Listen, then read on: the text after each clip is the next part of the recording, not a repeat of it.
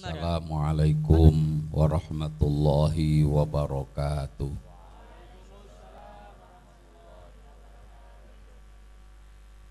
Nahmaduka Allahumma ya man kafat hidayatuhu bittilalati ala kamalati dzatih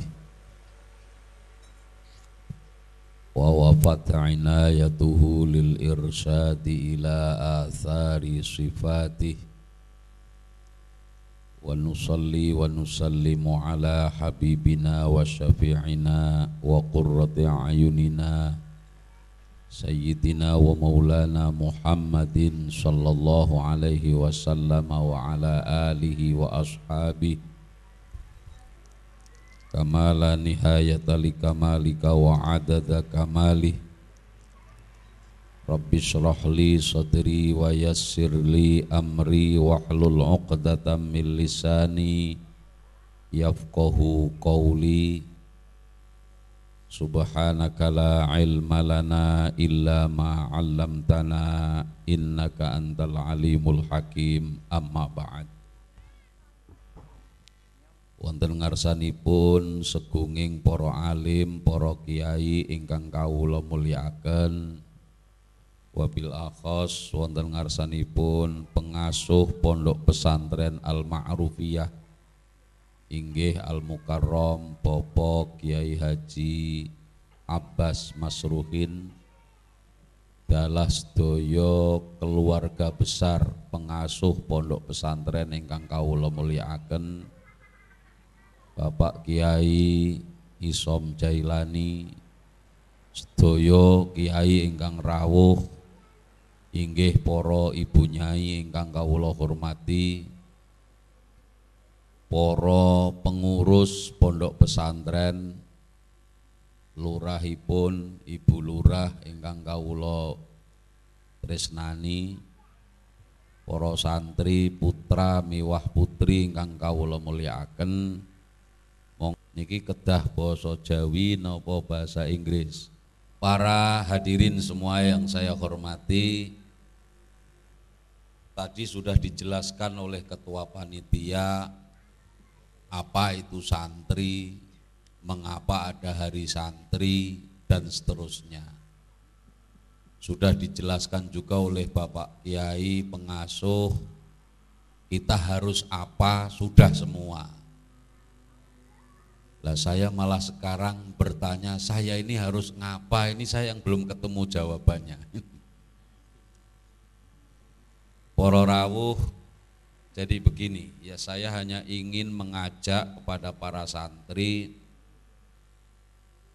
kita para santri diberi oleh pemerintah, diberi hari santri, ini ya bisa menjadi anugerah, tapi juga bisa menjadi tantangan yang berat bagi kita para santri. Menjadi anugerah karena apa? Karena berarti bangsa kita, negara kita mengakui perjuangan para santri.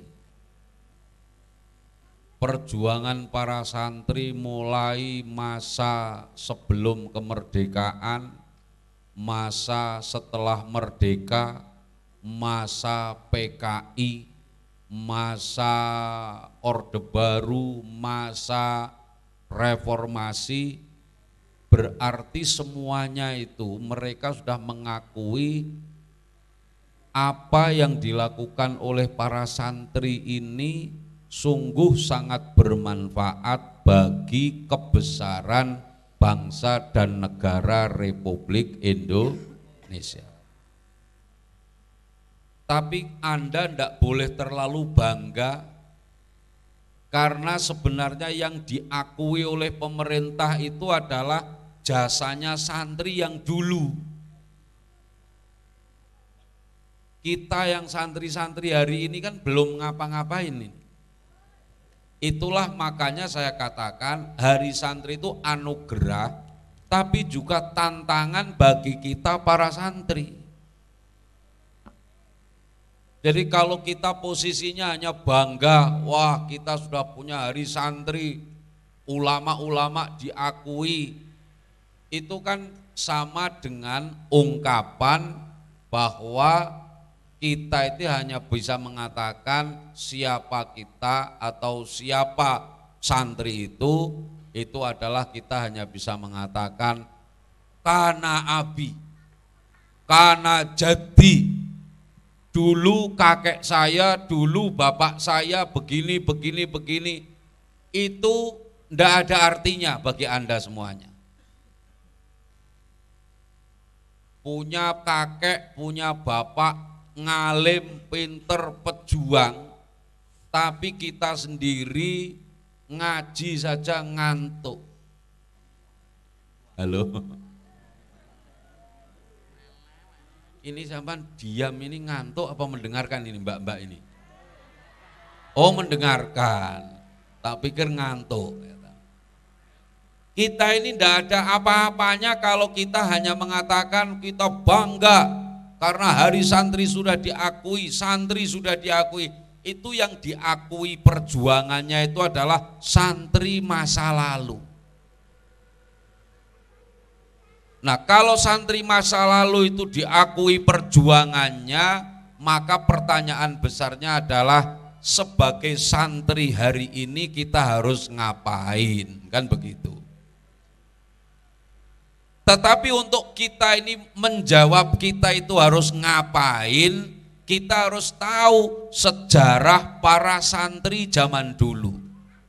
Karena itu saya akan beri judul tidak sesuai judul ini.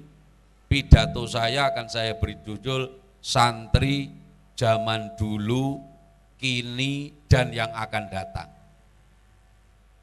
Gimana, setuju? Oke. Kalau setuju saya lanjutkan, kalau tidak saya turun.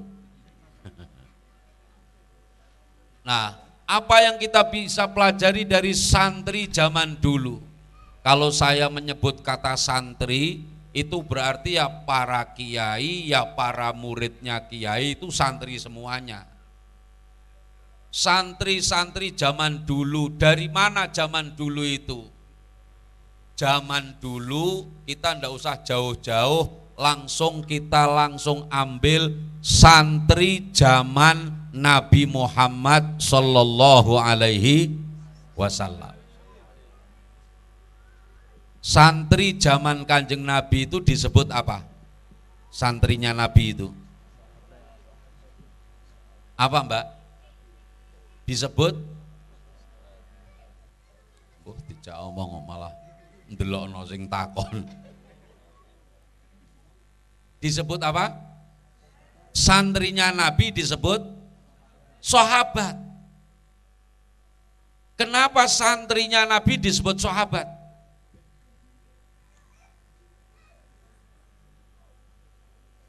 Apa mas?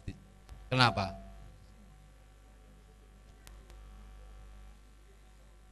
Ditakok ingin orang-orang. Coba ngacung sing jawab, nanti dikasih hadiah. Hadiahnya minta Pak Kiai maksudnya.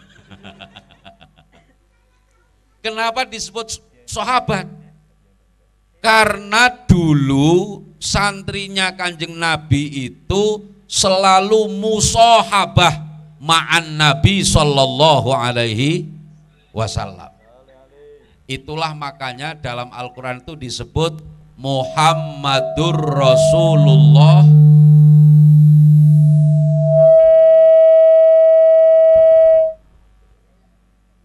Halo, cobaan.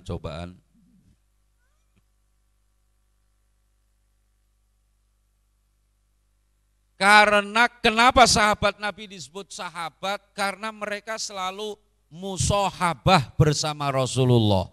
Karena itu maka dalam Al-Quran ada ayat Muhammadur Rasulullah walladzina ma'ahu asyidda'u 'alal kuffar ruhama'u bainahum. Muhammad adalah Rasulullah dan orang-orang yang bersama dengan Rasulullah. Siapa? Para sahabat, orang-orang yang beriman itu. Artinya apa? Seseorang disebut sebagai sahabatnya Nabi karena mereka selalu bersama Kanjeng Nabi. Ada istilah sekarang yang dipakai oleh MH Ainun Najib, mereka menyebut pengajiannya itu pengajian apa? Ma'iyah, kebersamaan. Itu ciri-ciri santri yang utama. Santri itu kalau zaman Kanjeng Nabi disebut sahabat karena mereka selalu bareng Kanjeng Nabi. Santri hari ini disebut santri kalau Anda selalu bareng dengan para kiai. Bareng dalam hal apanya? Bareng dalam segala aspeknya. Bareng dalam hal keilmuannya. Bareng dalam hal akidahnya. Ono santri kiyaine aswaja kok muride malah Wahabi, batal dadi santri. Bener apa enggak? Ono santri kiyaine niku seneng tahlil, seneng manakib, seneng maulid, sampean mondok ning kene karo manakib anti, maulid ora gelem, tahlil angger ana tahlil alasane kegiatan kampus. Batal posisi santri sampean karena apa? Sampean sudah tidak ma'iyah bersama kiai.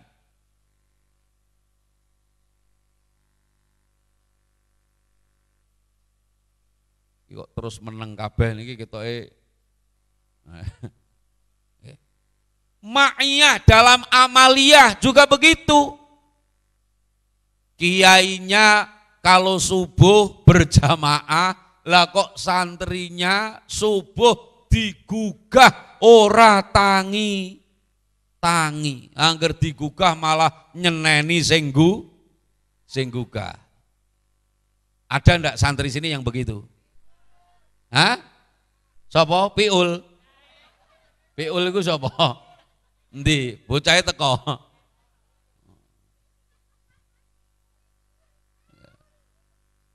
Santri harus bersama kiai terus dalam segala halnya. Santri kiainya itu seneng tahajud, seneng nopo mujahadah di malam hari. Santri kok turu, ngliwat, angger melek kok mesti ngliwet. Barang ngliwet mangan turu, tangi ngliwet meneh. Bareng ngliwet mangan, bar mangan turu meneh. Ono santri sing kelakuane ngene iki. Kathah. La ilaha illallah. Ini berarti sampean tidak ada ma'iyah bersama kiai. Wong jarene wau ketua panitia santri itu jarene salah satu fungsinya naibun anil ulama, wakile ulama. Lu wakil ulama niku sing diwakili niku ahli tahajud, ahli mutolaah, calon wakile kok ngliwat. Ngono iku bar tangi kala-kala melek niku koncone mutolaah takrib, mutolaah i'anatut thalibin, mutolaah fathul mu'in, tangi turu santri sing kliwat-kliwat mutolaah WA.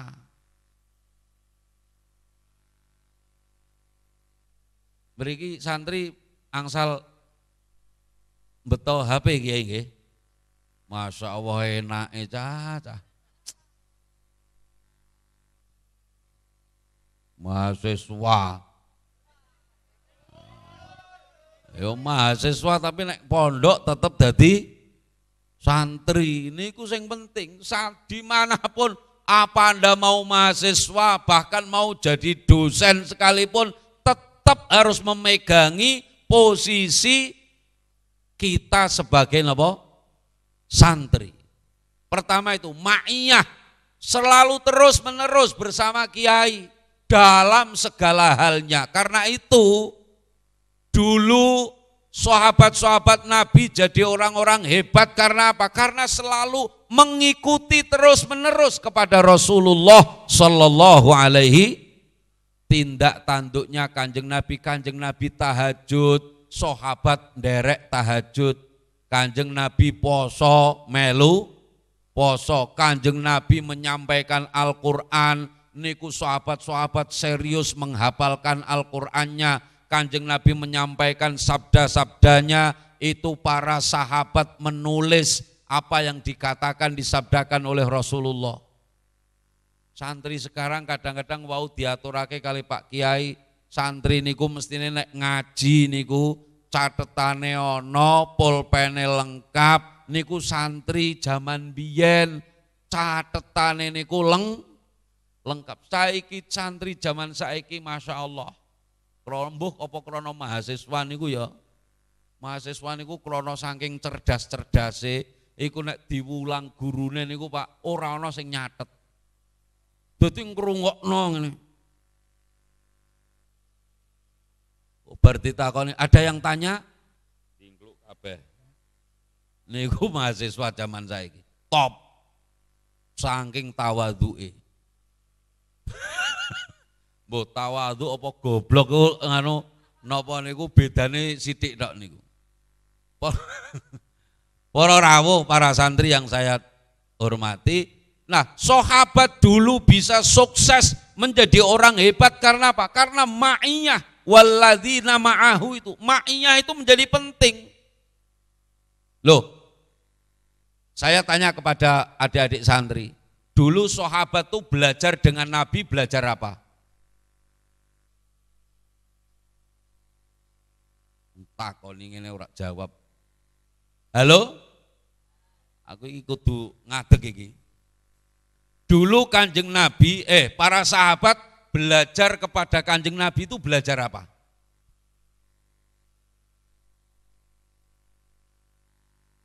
Hah?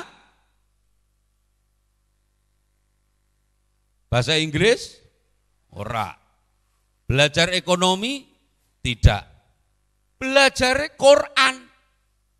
Artinya apa? Belajar hadis, belajar ilmu agama. Lu tapi dadine sahabat niku, santrine Kanjeng Nabi, itu jadinya kemudian jadi orang yang ahli agama, tapi profesi kehidupannya bisa berbeda-beda. Ada santrinya Kanjeng Nabi yang kemudian menjadi presiden, mulai Abu Bakar, Umar, Utsman, Sayyidina Ali, itu jadi kepala pemerintahan. Artinya apa? Belajarnya agama, itu kalau jadi presiden bisa. Santri jadi wakil presiden, hari kemarin baru dilantik. Siapa namanya?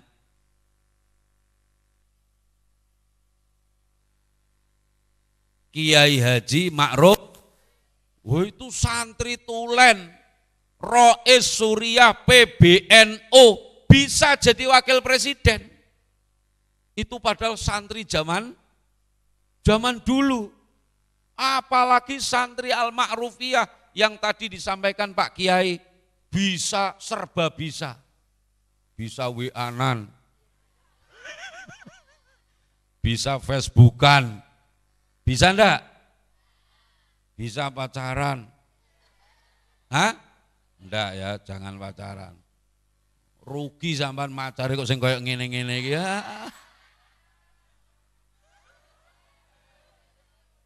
Tak kandhani ning njaba apik-apik. Mula sampean sing penting saiki pinter dhisik, ngono ning njaba apik-apik. Sampean ya ngono, Mas. Rugi pacaran mbek koyo ngono. Rugi. Gitu. Pinter dhisik, engko sing ning njaba apik. Dene wis kadung ya mbuh. Wis kalau sudah kadung cinta ya Masya Allah ya. Artinya sekali lagi Dulu para sahabat, ini saya lagi menceritakan santri zaman dulu, para sahabat bisa menjadi apa saja, padahal ngajinya kepada Kanjeng Nabi adalah ngaji tentang agama. Wong Kanjeng Nabi itu ketika, Anda ingat hadis, ketika Kanjeng Nabi itu menanam kurma, lalu kemudian ada orang yang mencoba melakukan rekayasa genetika tumbuhan, Kanjeng Nabi enggak setuju. Lalu ternyata sahabat ini mengikuti apa yang dilakukan oleh Kanjeng Nabi, yang disarankan Kanjeng Nabi, kurmanya enggak berbuah. Lalu ketika Kanjeng Nabi itu dilapori, ternyata menurut nasihat jenengan enggak jadi. Kalau terus Kanjeng Nabi mengatakan antum a'lamu bi umuri malah mendelik bi umuri dunyakum. Memang sahabat, kamu luwih ngertilah urusan donya, aku bagiane ngaji wae. Maksudnya niku aku nabi iku mulang sampean niku urusan ngaji. Loh tapi santrine Kanjeng Nabi rampung nyantri karo Kanjeng Nabi, ana sing dadi presiden, ana sing dadi konglomer. Siapa itu? Ada orang namanya Abdurrahman bin Auf. Ya, saya pernah ceritakan di kampus itu. Abdurrahman bin Auf itu enggak pernah belajar ekonomi sama Kanjeng Nabi. Tapi beliau dagang bisa menjadi konglomerat. Saya baca riwayat hidupnya beliau itu dalam kitab, judulnya itu yaitu Hilyatul Aulia. Abdurrahman bin Auf itu ternyata kekayaannya digambarkan kalau beliau itu belanja dagangannya itu, sing ngangkut dagangan ini Pak 750 unta. Jadi dari Madinah kalau belanja ke Syam itu sing ngangkut tok niku pinten? 750 unta. Bayangkan tuh. Wong bringin tak kira sing ahli ekonomi sekalipun ora ana kulaan ning Jakarta nggawa truk 700 truk. Nggak pernah ada. Lho ku ilmune Abdurrahman bin Auf dari mana? Lho maknanya nek ngilmu bab agama, ilmu bab ngaji iku kudu ana gurune, tapi nek ilmu dagang sing penting sampean ngerti iki duit puluhan ewu, iki atusan ewu, iki 500 rupiah, wis ora usah belajar ngikuti praktek yang benar, insya Allah sukses.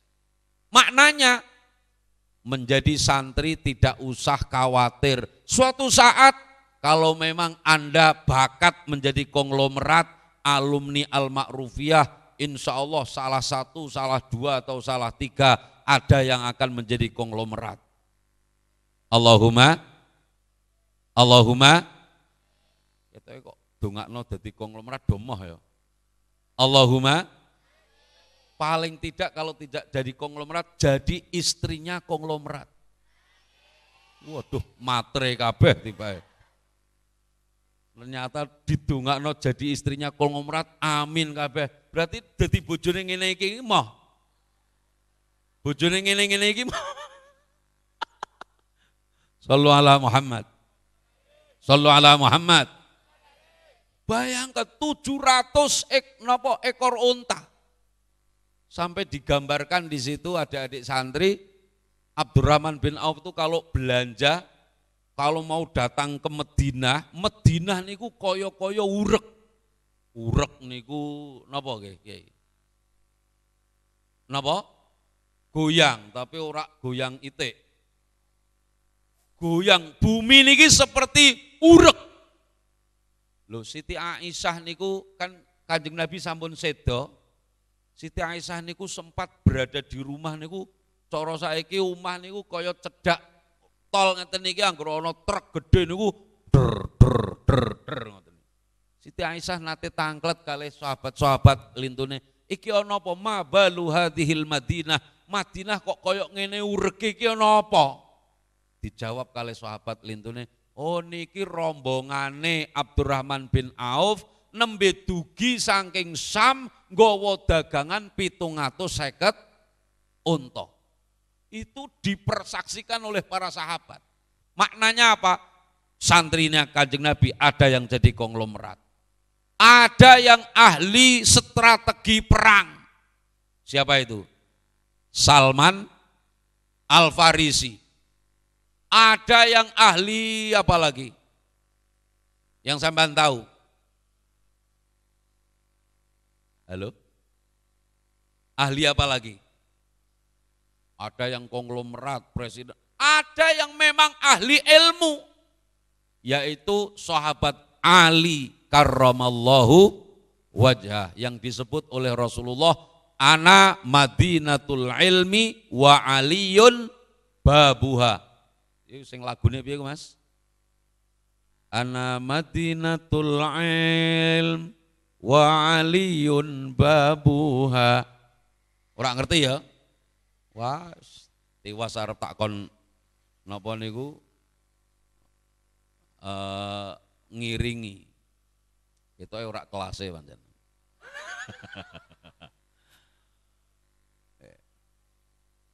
Sayyidina Ali niku dadi pintunya ilmu. Segala macam ilmu dia tahu. Nah, Bapak Ibu sekalian, ada orang-orang yang alim di zaman Nabi niku memang dia secara khusus menekuni bidang ilmu Al-Qur'an. Ada sahabat namanya dulu itu adalah, ini mirip namanya Pak Kiai di sini, yaitu Abdullah bin Abbas. Abdullah bin Abbas. Kalau ini kan Gusnya namanya siapa? Saiful bin Abbas. Dulu ada Abdullah bin Abbas niku dadi ngalim-ngalime sahabat terhadap ilmu Al-Qur'an. Sampai dia disebut sebagai Abul Mufassirin, bapaknya para ahli tafsir niku Abdullah bin, sampai tafsirnya Abdullah bin Abbas niku dibukukan menjadi Tanwirul Miqbas an Tafsiri Ibni Abbas. Loh, kenapa? Nah ini yang penting pelajaran bagi Anda semuanya, kita semuanya para santri. Kok sampai Ibnu Abbas niku dadi wong ngalime koyok ngono? Ada satu hal yang bisa kita pelajari untuk santri masa kini. Apa itu? Ternyata sahabat-sahabat yang pinter-pinter itu dulu selalu selain ma'iyah bersama dengan Nabi, tapi juga selalu berkhidmah kepada Kanjeng Nabi. Makanya penting di pondok itu belajar itu tidak hanya butuh kecerdasan, tapi santri butuh barokah. Barokah itu diperoleh dari apa khidmah itu? Apa Mas? Khidmah.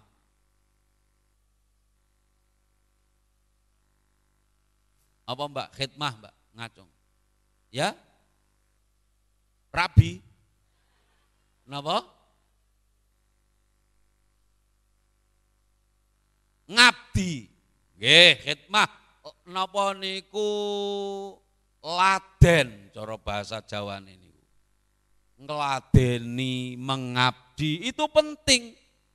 Dan itu harus berangkat dari keikhlasan. Tak ceritani, saya membaca riwayat Ibnu Abbas ngalime koyok ngono iku sebab napa?